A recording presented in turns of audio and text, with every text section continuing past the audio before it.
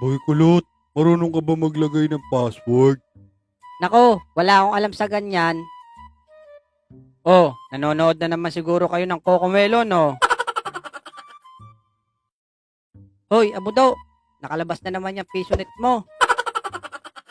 Ano ba pinanonood nyo?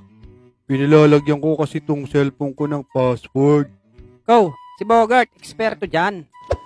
Ano ba gusto mong password? Pwede ba yung mukha na lang, Bogart?